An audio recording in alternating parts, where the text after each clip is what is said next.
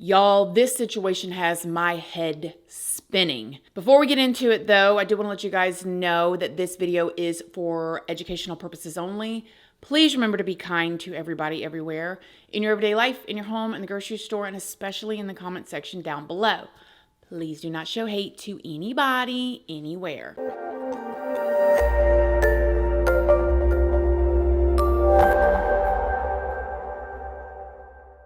So good morning, good morning, good morning. How is everybody doing today? I hope you all are having an amazing day. I hope everybody is doing well. I hope y'all had a wonderful weekend.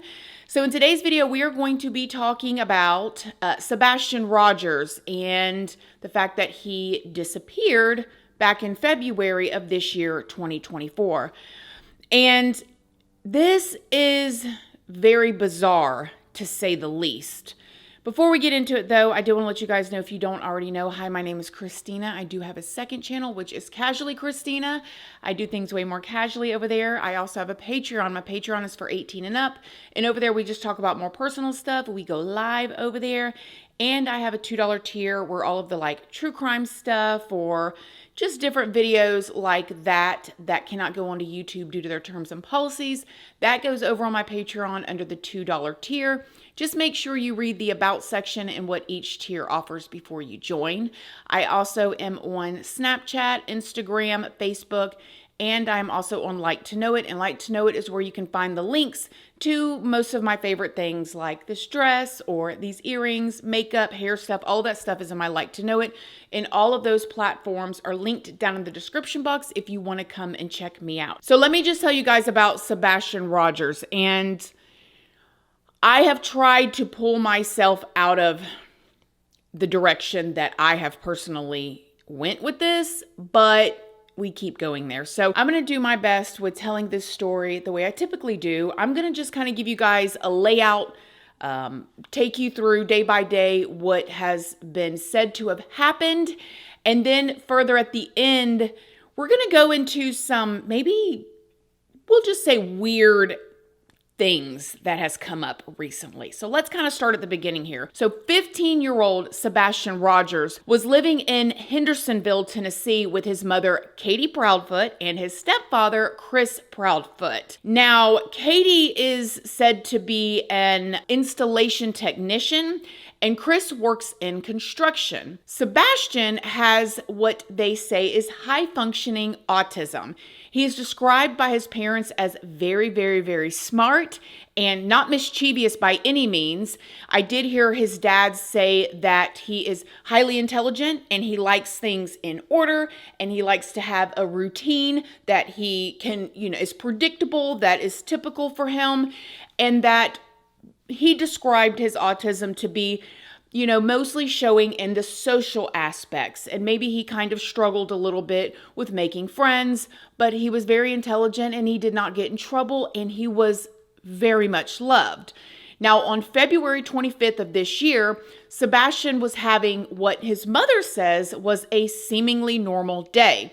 She said that Sebastian's day was spent filled with laughter, eating a colossal amount of popcorn, and basically a trip with them around town.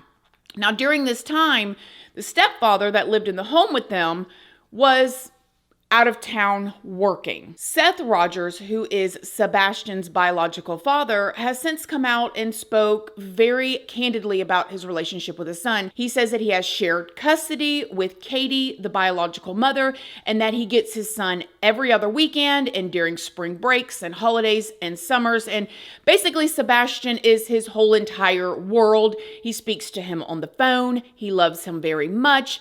And before this weekend that we're talking about, on February 25th, that weekend prior, he was indeed with his father. As a matter of fact, he said that he took him to the boot store and bought him a new pair of boots. However, bringing it back to Sunday, February 25th, where Katie described this wonderful day or normal day that they had together, where she said that he ate this colossal amount of popcorn and they went around town and the day was filled with laughter. She would go on later to say she told Sebastian that it was time to go to bed. He had to go to school the next morning. She said he kind of played with the dogs, said, "I love you, Mom." She said that he went to bed and then she went to bed. Pretty normal. He was playing in his room. When I told him to go to bed, he did. He said, "Good night, Mom. I love you." On Monday, February 26th of this year, 2024, Sebastian's mother, Katie, went to wake Sebastian up for school when she realized that Sebastian's bed was empty and that he was nowhere to be found. She said that after she looked all over the house for him, she said she looked for him for about 3 minutes. This is when she called her husband, Chris, who again was out of town working, and she told him that she could not find Sebastian. Katie then immediately says that she knew something was wrong because she said that Sebastian was not a runner. He's not a runner. He's never run away before. I don't know why. I don't know why he walked out that door. What it was even more out of character was the fact that all of Sebastian's shoes were still at home. And so it assumed that if he left barefoot. Now, according to Sebastian's biological father, he had 3 pair of shoes, and they knew for a fact 3 pair of shoes, so all 3 pair of shoes were there. Katie said that after she drove around looking for Sebastian for a bit and she was not able to find him, that this is when Sebastian's stepfather called the police. Do we have an estimated time of start for the search process? Call came in at 6:33 this morning. Great, thank you. Heading missing juvenile, 1008 Stafford Court, 1008 Stafford Court, Hendersonville. Caller advised this morning they woke up and their 15-year-old male was not in the bed. We a white male, 30 blonde hair, passed on to be wearing a black sweatshirt, black sweatpants. Juvenile does have a form of autism. This is the first time it happened. Passed on to be in the home before midnight. All the doors are locked at this time. Juvenile left his son at the house. The mother is driving around looking for him. She is driving a baby blue Infiniti. Over 12 different agencies set out to search for Sebastian, and it had actually been reported that there were over 200 searchers on the ground that day, with multiple canine teams, helicopter crews, and even drones were being used to fly over to look for anything that would give them a clue of where Sebastian had went. The TBI actually even sent out a tweet asking local residents to check their outbuildings and their garages and their barns and like behind their cars, just in case Sebastian was using them as like a place to hide. You know, like the Riker Webb situation and how he was found. The search teams ended up covering a 5-mile radius, and the very next day, Tuesday, February 27th, the TBI upgraded the alert they sent out to an actual Amber Alert, which went out to all of the cell phones. Officials said that they did this because additional investigative information developed during the search. Plus, the search was becoming absolutely urgent for obvious reasons. The temperatures were dropping very quickly, and the investigators just did not know if Sebastian was dressed for the cold weather or not. At this point, the investigators and searchers were willing to try basically anything to find Sebastian. Community members suggested playing Sebastian's favorite song, Eye of the Tiger, over a loudspeaker, and so they did. And that is so sweet that they were playing this song loud, you know, hoping that he would come out from wherever he was and, you know, go towards the music. There was what they believed was a potential sighting, but investigators confirmed that it was not Sebastian. At this point, searchers had covered over 2,000 miles on foot, and investigators had gone through Sebastian's home multiple times, but there was still no sign of Sebastian. In a press conference, detectives asked local residents to check their security cameras and report any possible information that they could that would help them find Sebastian. Once again, there was a glimmer or a moment of hope that day when search dogs tracked a scent, but it turned out to be a false alert. Now, by now, most of y'all are probably thinking, did they have a Ring doorbell? Did they have security cameras? According to the Proudfoots, Sebastian's mother and stepfather, no, they did not. But the neighbors did, and the police did go and pull them, but from everything that we know as the public, they have not seen anything on the security cameras of any neighbor's house, which to me is weird. You don't see somebody walking. You don't see a strange car driving up. You don't see anything. They seen nothing. The investigators also went as far as draining like this retention pond that day, but again, they found nothing. And the retention pond, according to the stepfather, was only 4 foot deep anyways, but they drained it and there was nothing in it. This brings us to now March 2nd, and Sebastian is still nowhere to be found. An anonymous group of business owners pledged a minimum cash reward of $3,000 for information that would lead to finding Sebastian. Also on March 2nd, from what we could see, was the first Facebook post or sharing that the stepfather did of all of this stuff to kind of show hey, Sebastian is missing. The next day, that minimum reward was raised to $3,500. Again on March 3rd, Sebastian's mother and stepfather spoke out for the first time. They had received a lot of backlash by this time because it had been almost a week, and people were wondering why in the world they weren't speaking out, or maybe, begging news sources for help, that type of thing. They said that they had been on a constant roller coaster ride of helplessness and hopelessness, and that they should not be judged because no one knows what they're going to do until they're basically in this situation. You're not in this situation. You don't quite understand. I wish people would step back, take a different wide open view, and not assume what they know.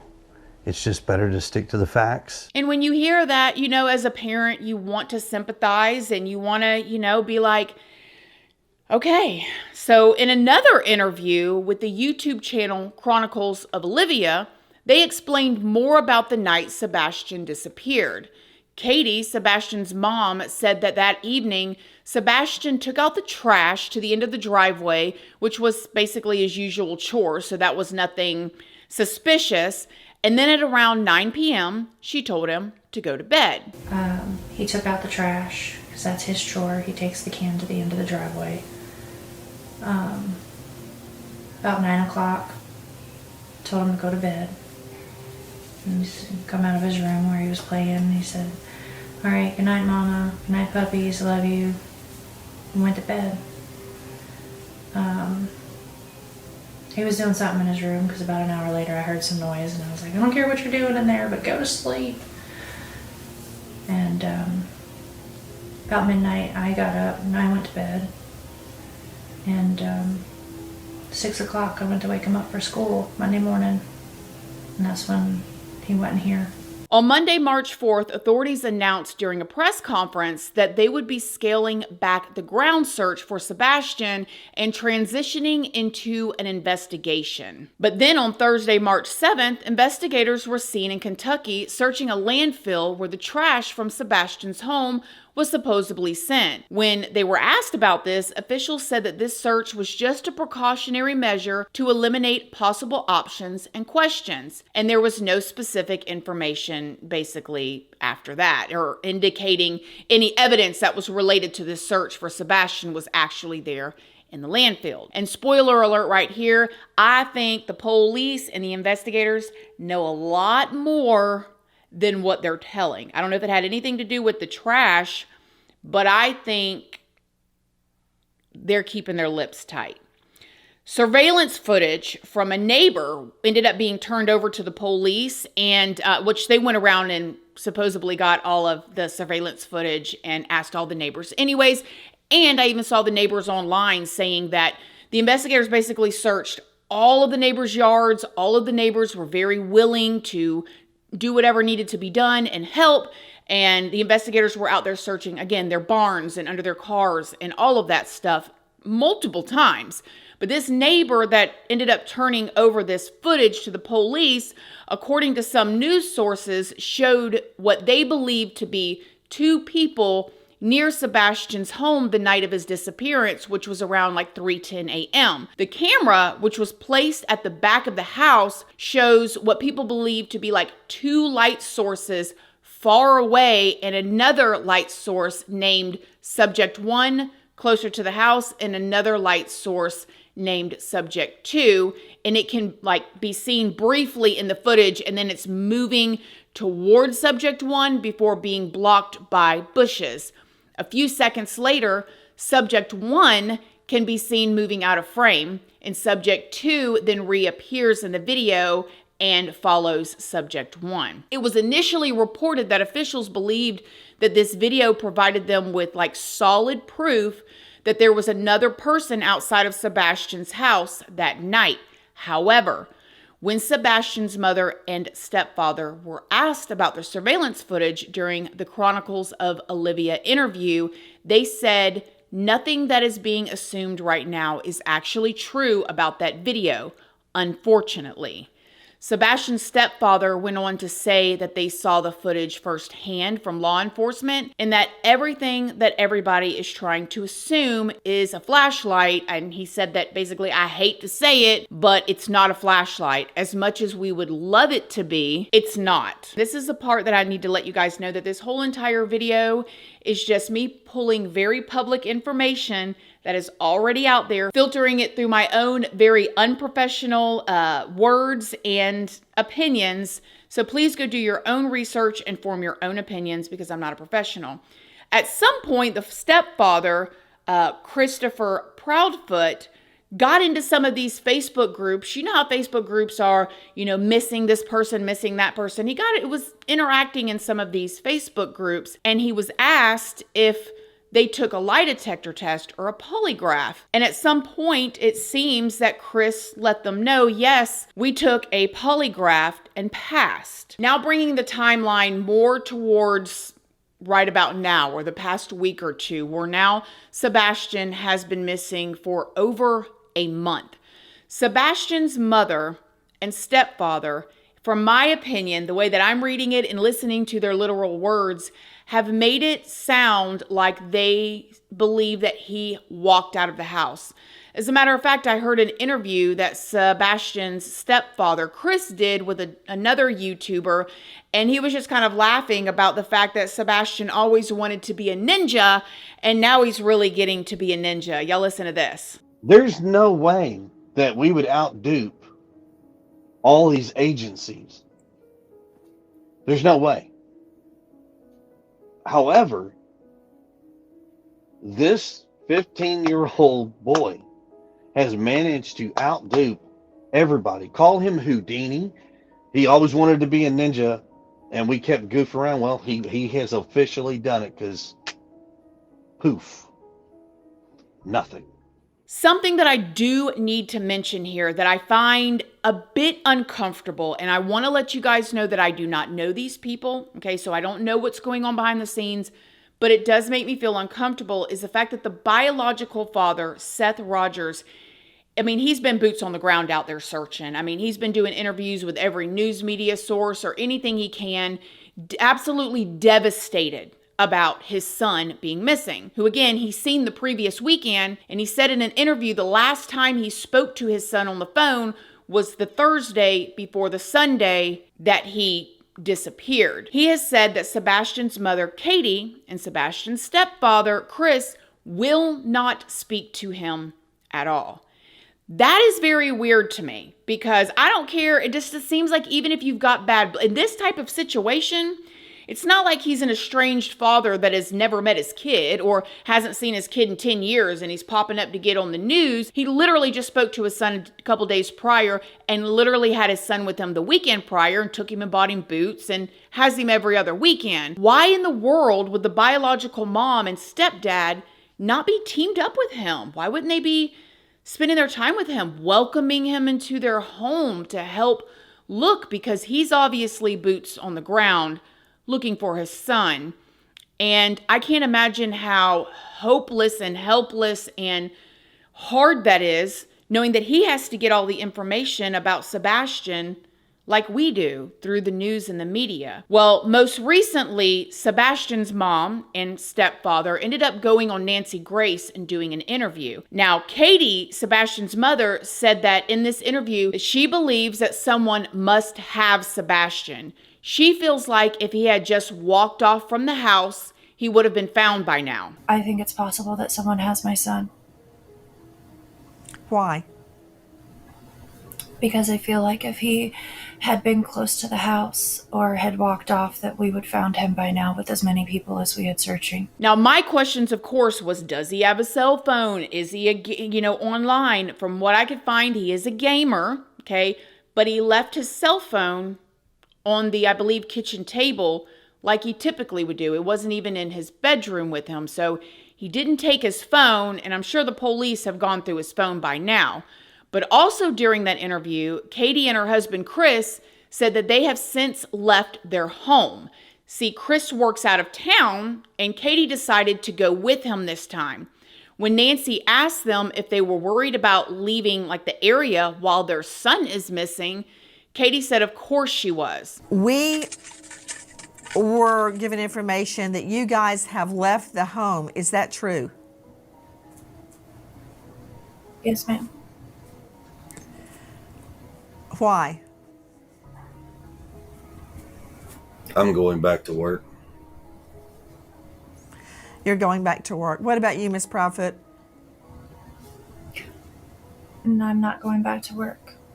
Not yet, at least. Did you leave the home also, Miss Proudfoot? Yes, ma'am. Why? To accompany my husband going back to work, and then I'm coming back. Okay, when will you be back? Do you know yet? No, not yet. Are you concerned about being away while the search is ongoing? Absolutely, I am. Then why are you going? Because my son could be anywhere, and we're looking everywhere and anywhere.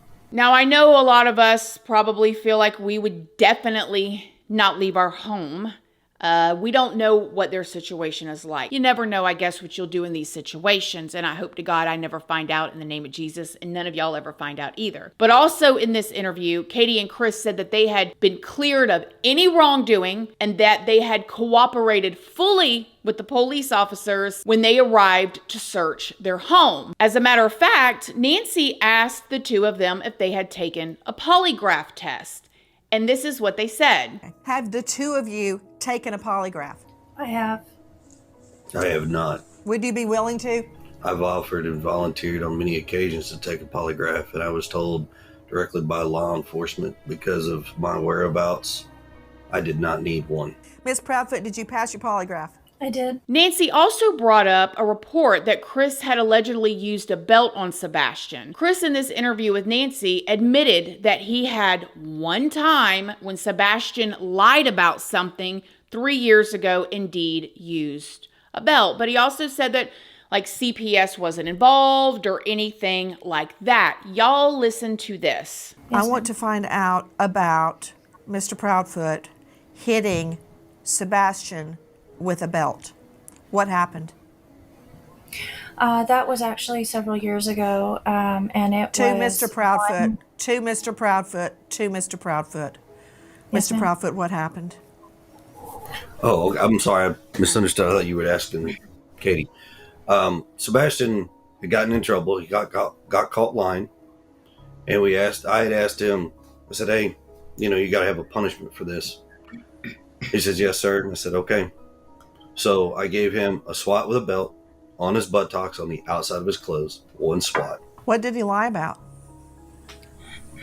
Honestly, I don't remember at the time, but it was probably something dealing with school because that's majority where his issues lie. Was that the first time you had ever hit him with a belt? Yes, ma'am. The one and only time, actually. When was this? Years ago, ma'am. Any idea how many? 3, 10, 1? It probably at least 3 years ago. I don't understand how that turned into a CPS or Child Protective Services complaint. How were they alerted that you hit him with a belt? That did not turn into a CPS service call. There were other CPS reports, right? Were they regarding your other child?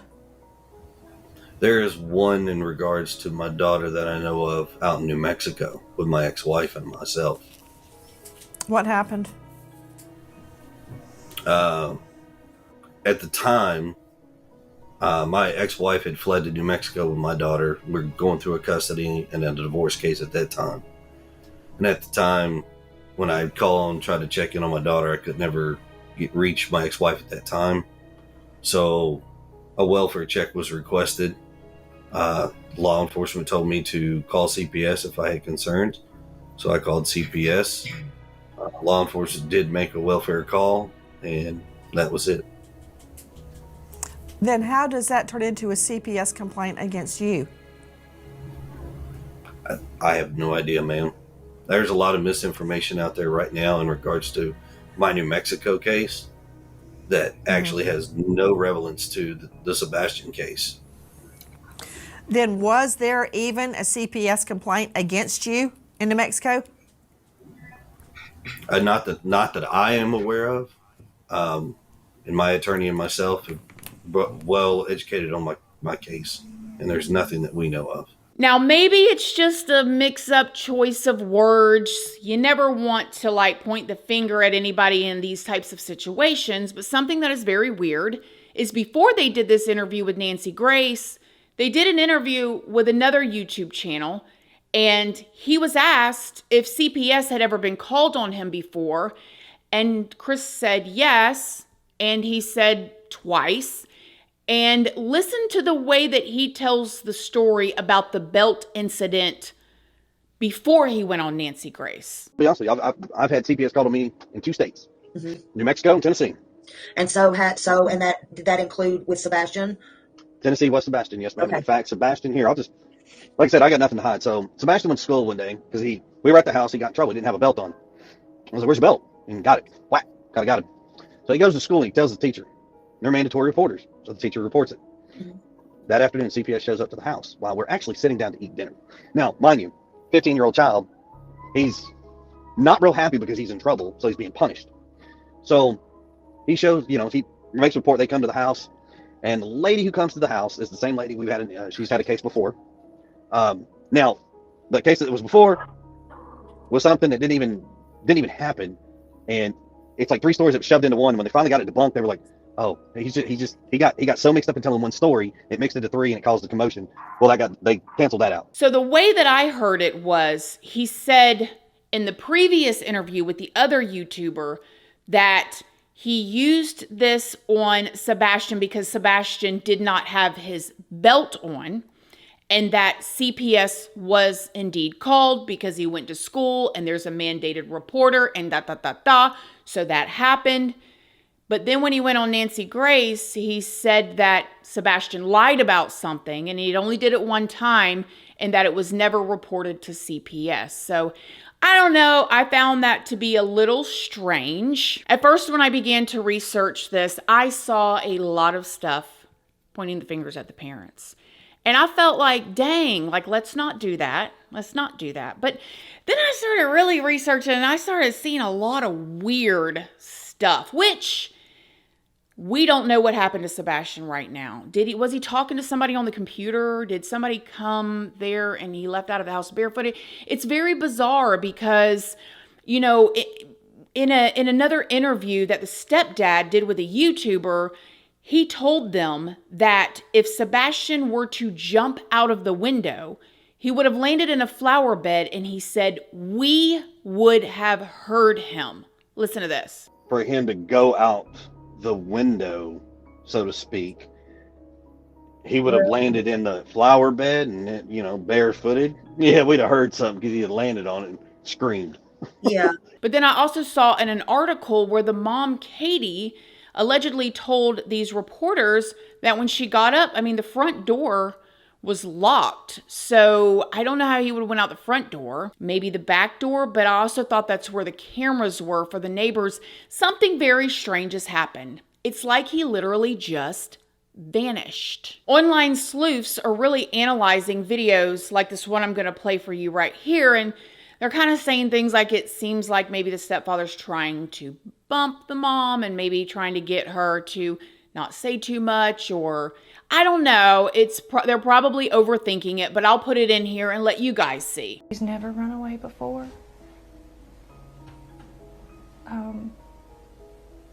Other inconsistencies that online sleuths are bringing up is the fact of like Katie, the mother's story about what happened that night.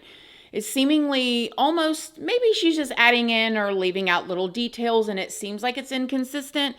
But I know that in the interview with Nancy Grace, that was the first time that I heard her say that she heard a thud in Sebastian's room and then she went to bed. Pretty normal. He was playing in his room. When I told him to go to bed, he did. He said, "Good night, Mom, I love you." He took out the trash, because that's his chore. He takes the can to the end of the driveway. About 9 o'clock, told him to go to bed. And he's come out of his room where he was playing. He said, "All right, good night, Mama. Good night, puppies. I love you." And went to bed. He was doing something in his room because about an hour later I heard some noise and I was like, "I don't care what you're doing in there, but go to sleep." And about midnight I got up and I went to bed. And 6 o'clock I went to wake him up for school Monday morning. And that's when he wasn't here. Then you came home that night, and around 9 p.m. you tell Sebastian to go to bed. He says okay, he goes to his room. Is that correct? Yes, ma'am. Okay. That night, I understand from previous statements you've made that you went to bed around midnight. Is that correct? It is. And to you, Mr. Proudfoot, Chris Proudfoot, did you also go to bed at midnight, or before or after?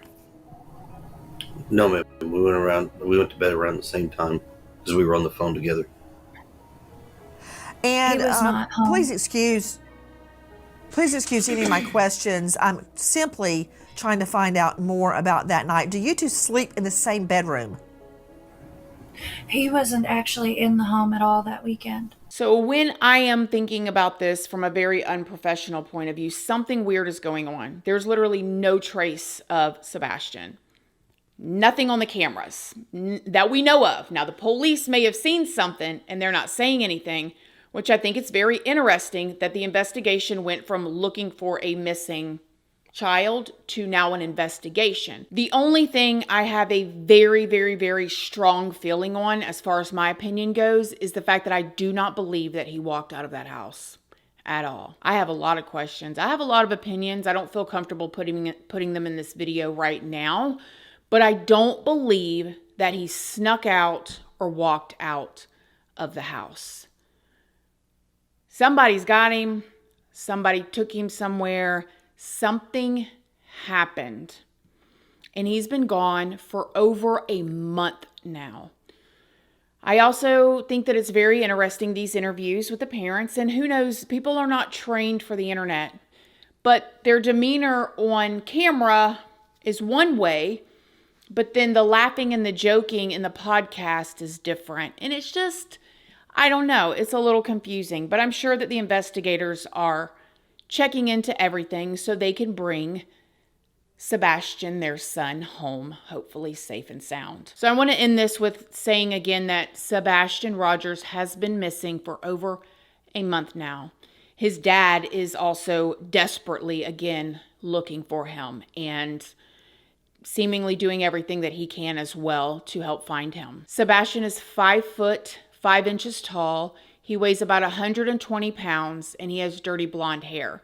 So if you have seen Sebastian or if you have any information about his whereabouts, maybe anybody that was with him or seen anything,